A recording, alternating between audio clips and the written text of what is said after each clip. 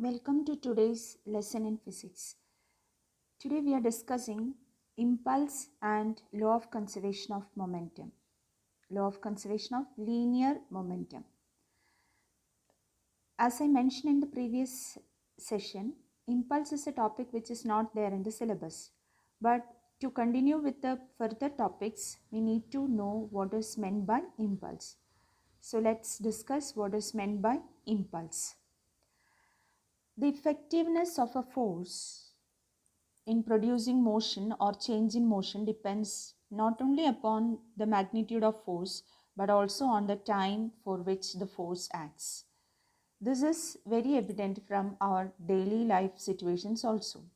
But there are many forces which acts for a very short interval of time, but the effect caused by them will be very large. I will say some examples. When we hammer a nail, that means you will be keeping the nail on the wall and using the hammer you will be applying force on the nail. So the force exerted by the hammer on the nail, it acts for a very short interval of time. Okay, but the effect produced by that force is very big. That means that nail, it pierces into the wall. You may not be able to measure the force exerted by the hammer, or you may not be able to measure the time for which the force acts. But there is a change in momentum for the wall and for the nail. So this is what we mean by impulsive forces. Impulsive forces means a large force which acts for a short interval of time. Another example of impulsive force is the force exerted by the bat on the ball during the cricket play.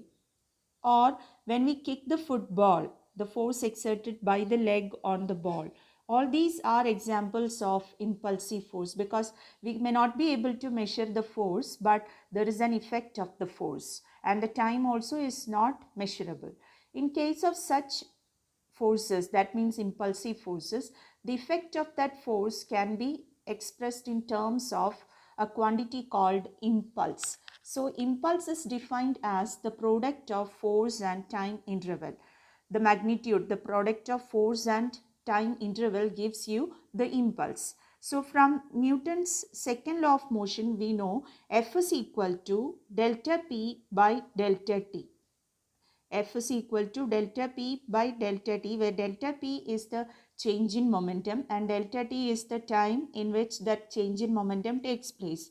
So what about the product of force and the time duration? Force and time duration, that product F into delta T gives you delta P. So this F into delta T is defined as the impulse, and impulse is equal to what? Change in momentum. So this is how we measure the effect of a force which acts for a short interval of time in terms of impulse. So impulse is nothing but the product of force and time, and that is equal to the change in momentum. So naturally the impulse is measured as the change in momentum, and it has the unit as the same as that of momentum. Impulse has the same unit, SI unit, and as that of the momentum. And its dimensional formula is ml t raised to minus 1. So impulse is nothing but the product of force and time interval, and it is equal to the change in momentum. So that is about impulse. Now coming to the law of conservation of linear momentum. Actually, Newton's second law and third law leads to this law of conservation of linear momentum. So what is this law of conservation of linear momentum? The statement of law of conservation of momentum, it goes like this. The total momentum of an isolated system of particles is conserved. What we mean by isolated system of particles? Let's discuss what is meant by system of particles. System of particles or system of objects means it's a collection of two or more objects. For example, when we consider the event firing of bullet, bullet is fired from a gun. So that system consists of gun and bullet. So it constitutes a system. When two objects collide, an object is colliding with another object, there are two objects. So those two objects together constitute a system. So that's what we mean by a system. That means a system, it consists of a collection of two or more interacting particles. They interact with each other. So that's what we mean by system. What do you mean by isolated system? Isolated system means the system on which no external force acts. External force acting on the system, if it is zero, we can call that system as an isolated system. External force only is zero, but there can be internal forces. That means within the system itself, two objects, if you are considering a system of two objects, object A can exert a force on B and B can exert a force on A. So that comes as internal force. So internal forces can be there, but for a total momentum to be conserved, the condition is this: external force acting on the system should be zero. So if the external force acting on the system is zero, the total momentum of the system will be conserved. This directly follows from second law of motion, Newton's second law of motion. We know according to second law, as we stated earlier, F is equal to delta P by delta T, where delta P is the change in momentum and delta T is the time we said. And what is F? The external force acting on the object. F is defined as the external force. So if F is equal to 0, if no external force is acting on the system, we know F will be equal to 0. If F is equal to 0, what does it imply? Delta P by delta T equal to 0. Delta P by delta T equal to 0 implies what? Delta P is equal to 0. So if F is equal to 0, it gives the result delta P equal to 0. What is delta P? Delta P is the change in momentum. What do we mean by stating that change in momentum is 0? Change in momentum equal to 0 means momentum is constant. So this implies P equal to a constant. So this is how we get this law of conservation of momentum from the second law of motion. So from the second law of motion directly we get law of conservation of momentum. So once again, the statement of law of conservation of momentum, it's very simple. Total momentum of an isolated system of particles is conserved.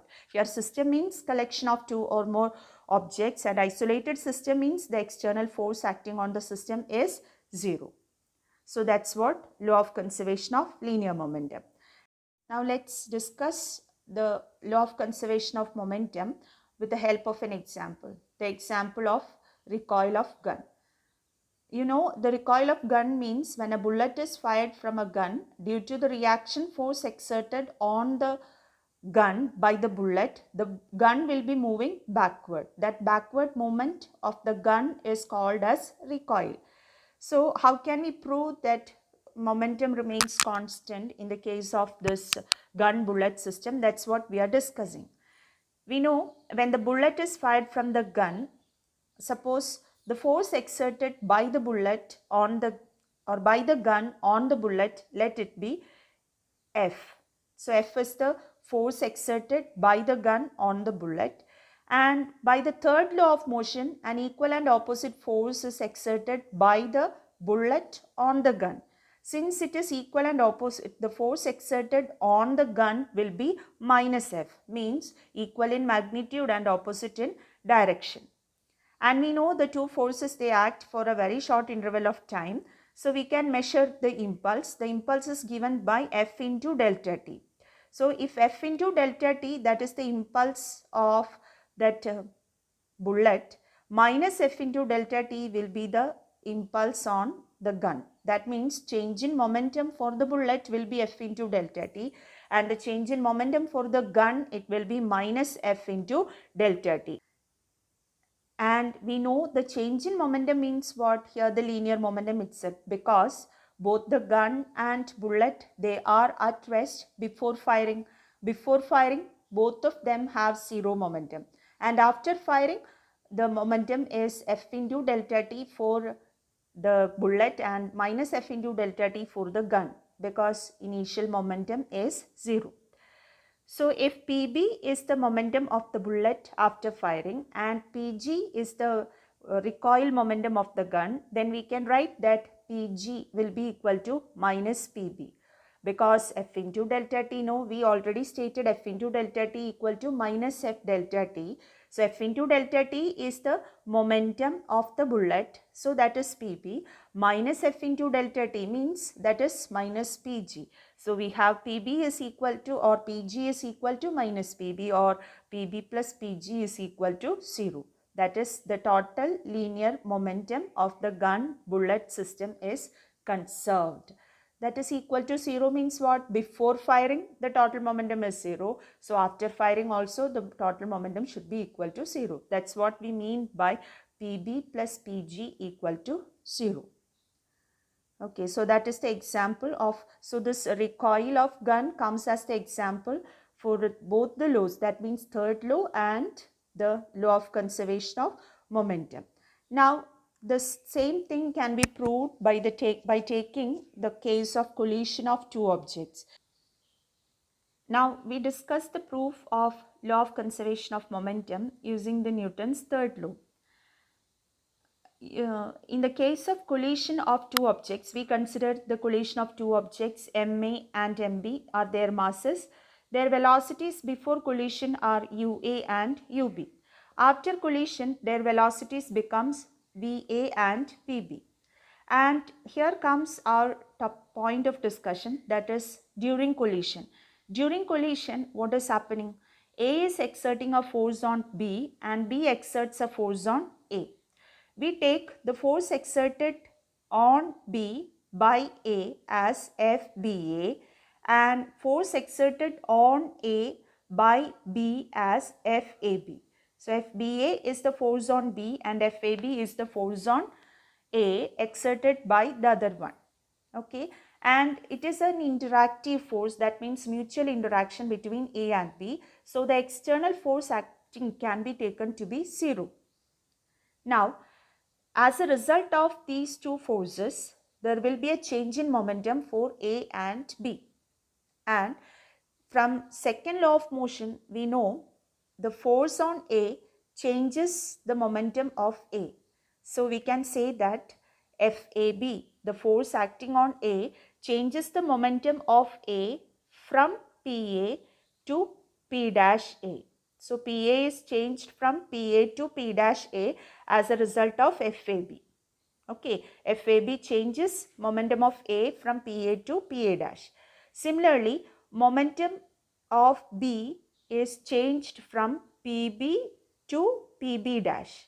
By which force? By the force FBA. So by the action of FBA, momentum of B changes from PB to PB dash. So as a result of these forces, the change in momentum for A is PA dash minus A, PA, and change in momentum for B is PB dash minus PB. Okay, and the time taken for this change in momentum, it is delta T itself. So time duration for both the forces to act, that is same. Now we speak in terms of impulse. The impulse on A, that is given by FAB into delta T, that is measured as the change in momentum of A. That is, FAB into delta T is P dash A minus PA. And impulse on B, that is measured in terms of change in momentum of B. That is, FBA into delta T is P dash B minus PB.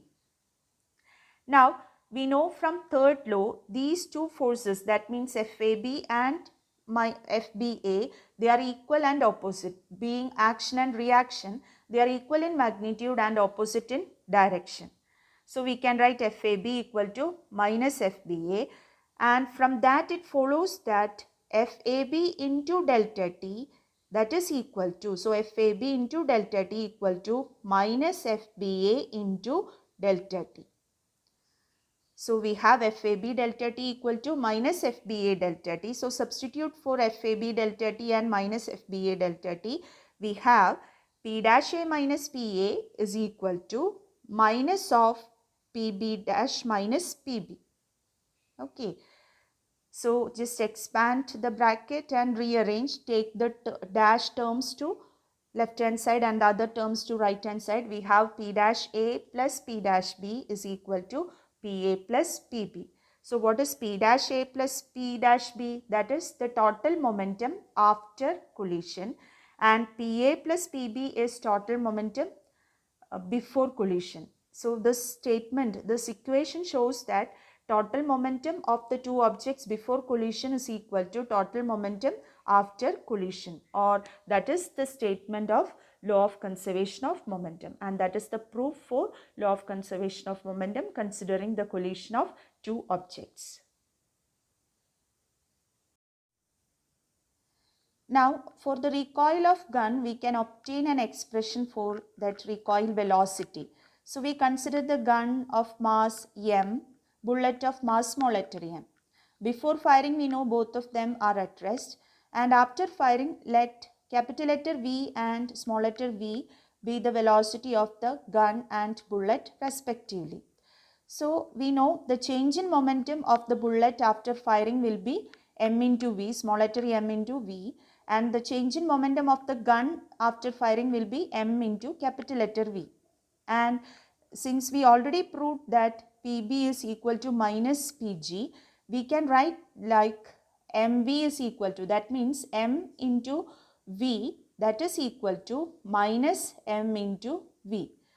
That is, momentum of the gun will be equal and opposite to the momentum of the bullet, because PG is equal to minus PB. So from this equation, by rearranging, we get capital letter V, the velocity of the gun, that is equal to minus mv by m. Okay, so this gives the expression for recoil velocity of the gun. Since negative sign is there, it shows that the gun is moving in a direction opposite to the direction of velocity of the bullet. That means opposite to the direction of bullet. That means in the backward direction. So this is why, see, this equation shows that since the mass of gun is very big compared to the mass of the bullet, this recoil velocity will be very less, because m comes here in the denominator, capital letter M, which is a big value. So velocity of the gun will be less. So because of this reason, that pain due to that backward movement of the gun on the shoulder will be less. But to avoid that recoil, what it is suggested is this: keep the gun very close to the shoulder. Okay, so when the gun is kept very close to the shoulder, that shoulder plus gun comes as the system. Okay, so when for that system, its mass will be more, so the recoil velocity will be still less. So to reduce recoil, this is the practical suggestion which is given to the shooters, that is, keep the gun close to the shoulder, touching the shoulder, then the recoil velocity decreases. Now we have a problem based on that. A shell of mass 0.02 kilogram is fired by a gun of mass 10 kilogram. If the muzzle speed of the shell is 80 meter per second, what is the recoil speed of the gun? Muzzle speed means the speed of the shell with respect to the gun. So here we are substituting all the data what is given. So here we have initial momentum equal to final momentum, as we discussed earlier, PB plus PG is equal to 0, and we get the same equation and we substitute. When we substitute, we get the answer to be minus 0.016 meter per second. Now another example, a nucleus is at rest in the laboratory frame of reference. That means it is at rest. Show that if it disintegrates into two smaller nuclei, the products must move in opposite direction. So nucleus is at rest first before disintegration. Disintegration takes place during radioactivity. We will be discussing such things in the course of time. So it disintegrates means it splits into smaller nuclei. And what about the products? Products should move in opposite direction. That's what it is given.